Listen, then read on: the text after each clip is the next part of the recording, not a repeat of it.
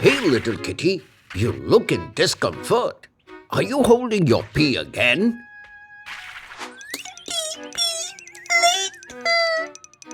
Well, don't make this a habit, kitty. Holding pee can make you go kaboom.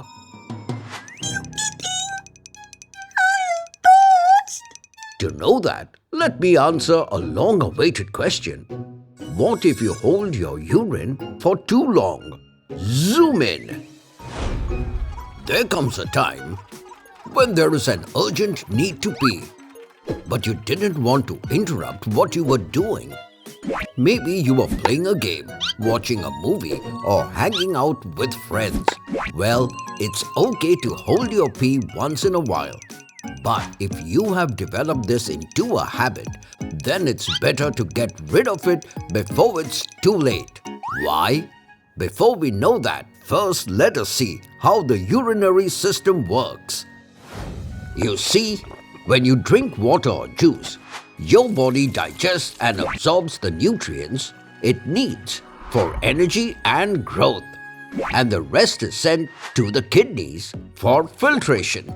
The kidneys filter the waste products, excess water and other substances from the blood to produce urine that contains water, salts and other waste products that your body needs to get rid of.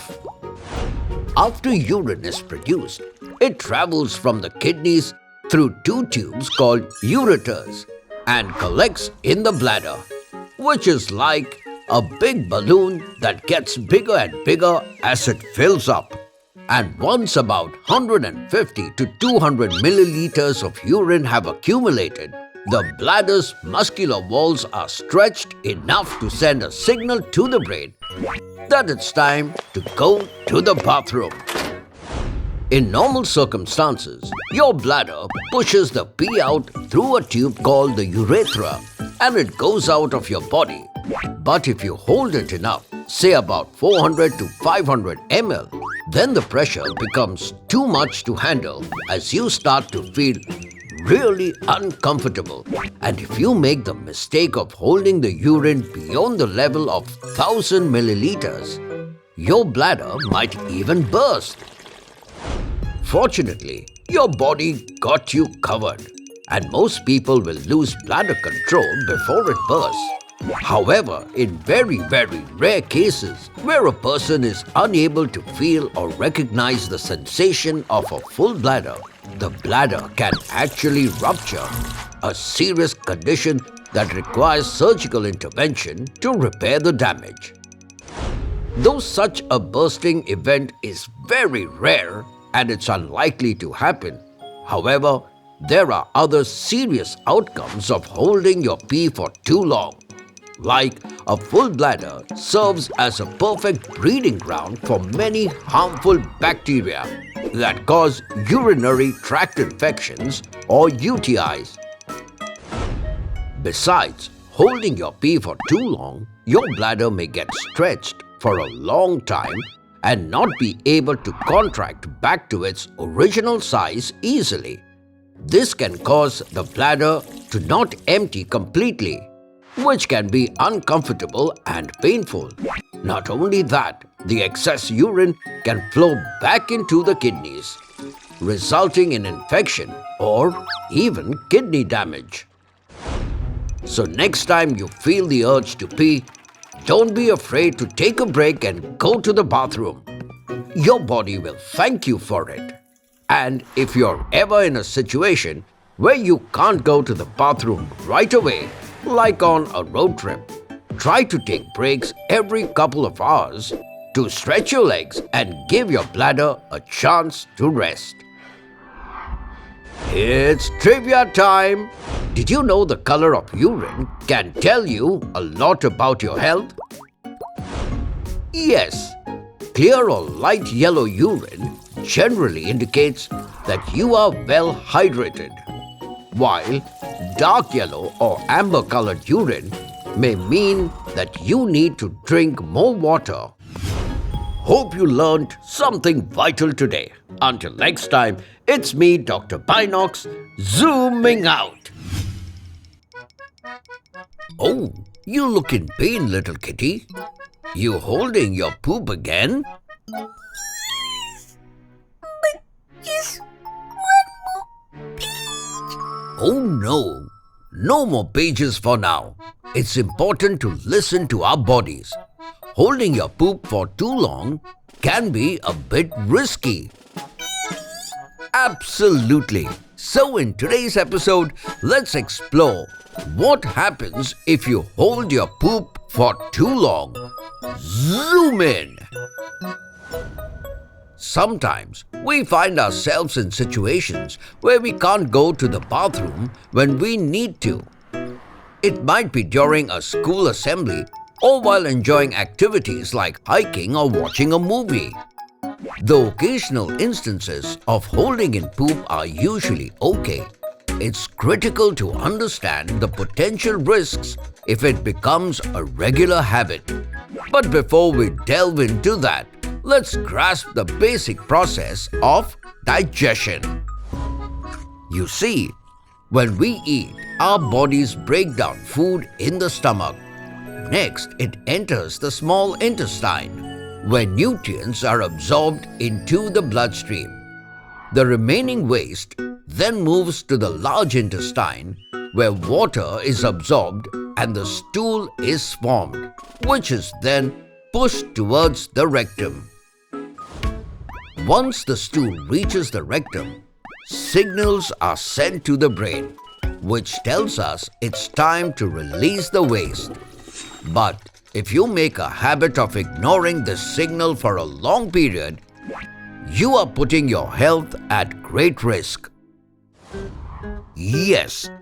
Firstly, it may result in constipation, in which the lower intestine absorbs water from the stool that accumulates in the rectum. A stool with less water is more difficult to pass because it becomes hard. And in rare cases, the hard lump can get trapped in the colon or rectum, creating a sticky situation called impaction, which may need medical intervention. If you are lucky enough to finally have a bowel movement, it may require extra force, putting strain on your body. This can potentially lead to the development of itchy and painful external hemorrhoids.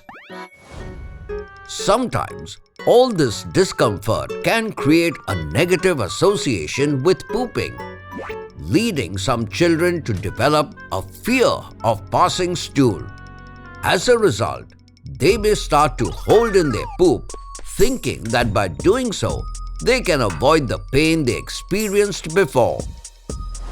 However, by consistently holding the poop, the rectum will start to fill up with stool, causing it to stretch and become swollen.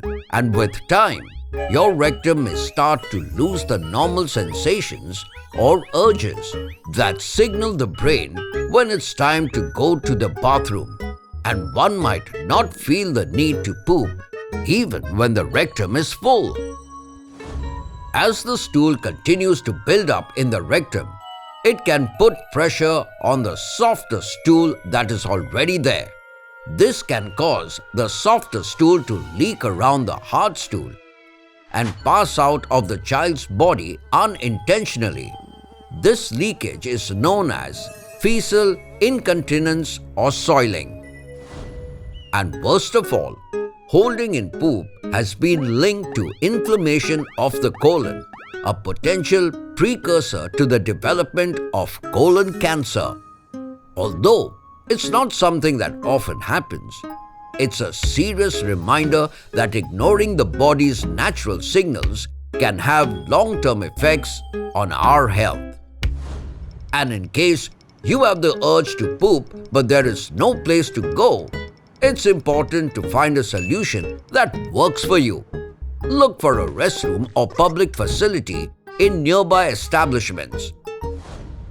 If needed, communicate your needs to others who may be able to assist you. Also, planning ahead by using the restroom before engaging in activities where access may be limited can be helpful. Trivia time! Did you know poop is made up of about 75% water? Yes! The remaining 25% is composed of bacteria, undigested food, fiber, and other waste materials. Hope you learned something vital today. Until next time, it's me, Dr. Binocs, zooming out. Call Guinness Book of World Records fast! Why? Kitty had longest poop. Never mind. What's going on, little kitty? You look uncomfortable. Practices holding gas. Oh, no. Holding your fart can be very dangerous. That's the stinky situation we'll explore by answering an awkward question. What if you hold in all your farts? Zoom in. A fart is an intestinal gas that we pass almost 10 to 20 times a day, to be more specific. A tiny proportion of it comes from swallowing air while we are sleeping, while some enter our bodies while eating. This gas then builds up and ultimately has to find a way out. So some of it goes upward and comes out as a burp, while the rest goes down and escapes in the form of a fart. Some farts are loud, some are silent, some are odorless, and others smell so stinky that we feel like leaving this planet. So, to save ourselves from embarrassing situations, we tend to hold in our farts many times. While it's okay to do so occasionally, making a habit of holding in all your farts can have a severe impact on your health. Let's see how. You see, as you tighten your anal sphincter muscles to hold the gas, pressure starts to build up in your digestive system, leading to pain, bloating, and even heartburn. Luckily, in most cases, your body deals with this buildup and releases the gas in the form of a loud burp. However, if the gas remains trapped in your body for an extended period, it can be absorbed into your bloodstream.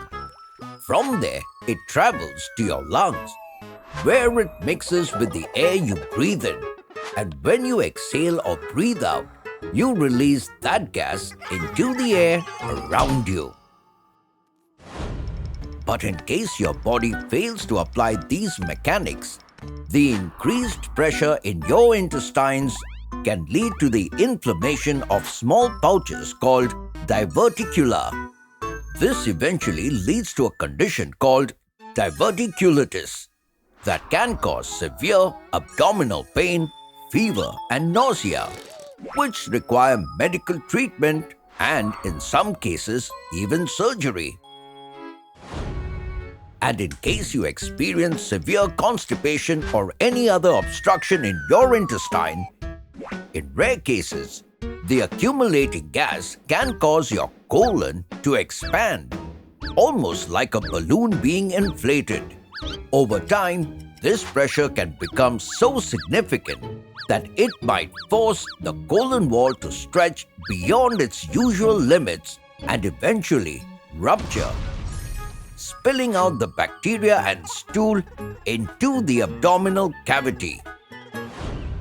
While such extreme cases are very rare, they do emphasize the importance of taking care of our bodies. The best way to do this is by adopting healthy habits such as playing or exercising regularly, staying hydrated, and eating fiber-rich foods. And if you find yourself in a situation where you can't release gas, try to excuse yourself discreetly when possible.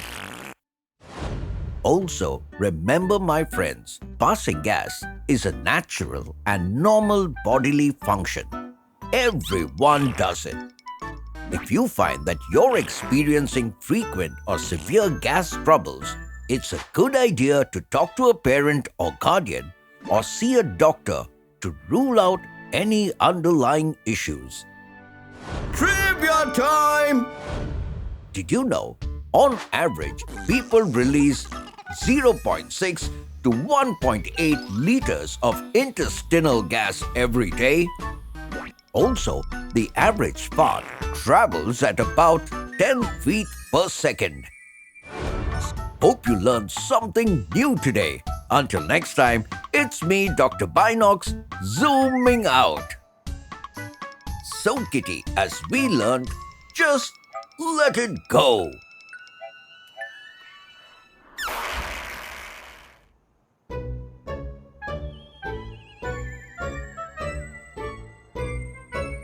Never mind. Wait, little kitty. What? Please put on the oxygen mask. Holding your breath for too long can be very, very dangerous. Let me explain that by answering a breathless question. What if you hold your breath for too long? Zoom in. I know it's exciting to see how long you can go without taking a breath as you compete with your friends. But if you decide to break records without any practice, then hold on, my friends. Such an act can land the person in a hospital bed. Why?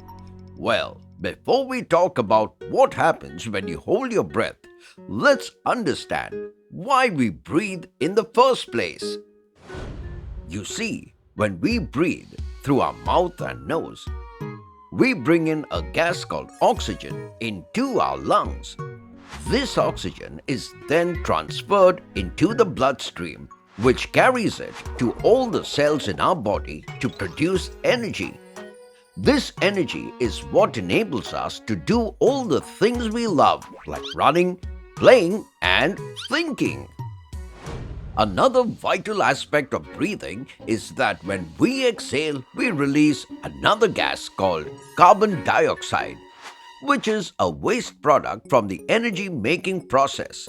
So in short, we breathe to stay alive, and unfortunately, our body undertakes this process automatically. But when someone tries to interrupt this natural process, things start to go downhill. Yes, within 30 seconds, your heart rate starts to slow down as it thinks you have an ample level of oxygen stored in your body. But as you continue to hold your breath, this stored oxygen gradually starts to decrease. To maintain the balance, your blood vessels narrow down, resulting in increased blood pressure because the same amount of blood is being pushed through a smaller space. The narrowing of blood vessels is a way to maintain and prioritize the delivery of oxygen to essential organs like the brain and heart while your breath is held. However, as the body consumes the remaining oxygen, you may start to feel dizzy. After some time, as the CO2 won't have any way to go, it will start to accumulate and will eventually reach your brain. Your brain notices this change and increases your body's desire to inhale and exhale. So, if you don't breathe even at this point, your brain might not work as well and you might start to feel confused or forget things.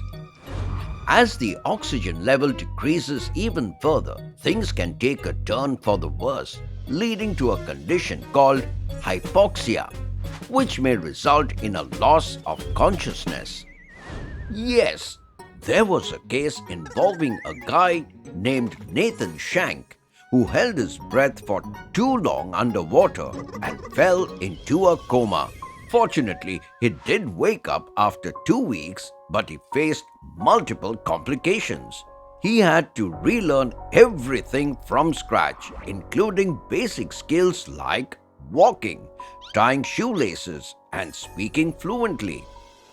So, in conclusion, the next time you play the breath holding game, remember to stay safe, listen to your body, and don't hold your breath for too long. After all, as they say, just breathe to stay safe and have fun. Trivia time! Did you know the average human can hold their breath for between 30 to 90 seconds before needing to take a breath? Also, when at rest, adults breathe 14 to 16 times per minute. Hope you learned something refreshing today. Until next time, it's me, Dr. Binocs, zooming out. So, Kitty, ready with your oxygen tank?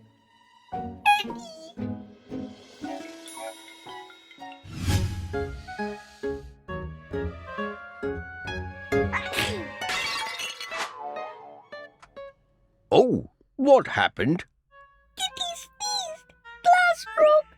Kitty, sorry. Oh, no worries, little kitty. It's okay to let out your sneezes instead of holding them in, as it can be more dangerous than broken glass. Really? Yes. So in today's episode, let me answer a risky question. What if you held in all your sneezes? Zoom in. Sneezing, also called sternutation, is your body's natural reflexive way of getting rid of something irritating, like dust or germs inside our nose. When these unwanted particles go into your nose, causing a tickle, a message is sent to a special part of your brain. The brain then sends a message to all the muscles that have to work together to create an amazingly complex process that we call a sneeze. So in short, sneezing helps prevent you from getting ill or injured by the different kinds of things that might enter your nose. But at times, in social situations, we might feel tempted to hold our sneezes to avoid embarrassment. Well, according to some research, this sounds like a really bad idea. Yes, take for example, the case of an otherwise healthy 34-year-old man from the UK who pinched his nose and held his mouth closed when about to sneeze. And guess what happened? He heard a pop sound. Soon after, his neck started swelling. It hurt when he swallowed, and even his voice sounded different. When he went to the hospital, they found out that he had torn his pharynx. The pharynx is like a tube that connects your mouth and nose to your stomach. But why does it happen? Well, that's because sneezing is a powerful activity that can propel droplets of mucus from your nose at a rate of up to 40 miles per hour. Why are sneezes so powerful? It's all about pressure. When you sneeze, your body generates pressure in your respiratory system. This includes your sinuses, nasal cavity, and down the throat into your lungs. Holding in a sneeze greatly increases pressure inside the respiratory system to a level about 5 to 24 times that caused by the sneeze itself. Experts say that holding this additional pressure inside your body can cause potential injuries, including pulled muscles, burst eardrums, ruptured blood vessels in the eyes, and even broken ribs in older adults. Not only that, it can also cause some serious complications to your body, including pneumomediastinum, which is air becoming trapped between your lungs. Even worse, according to experts, the pressure caused by holding in a sneeze can potentially lead to the rupturing of a brain aneurysm. This is a life-threatening injury that can result in bleeding in the skull around the brain. While most of the scenarios we discussed are rare, it's wise not to take any risks with our overall health and well-being. So the next time you feel like sneezing, simply say, "Excuse me." Cover your nose and mouth and allow your body to sneeze when it needs to. Trivia time! Did you know a sneeze can produce up to 40,000 droplets? Also, a single sneeze can send 100,000 germs into the air. Hope you learned something important today. Until next time, it's me, Dr. Binocs, zooming out.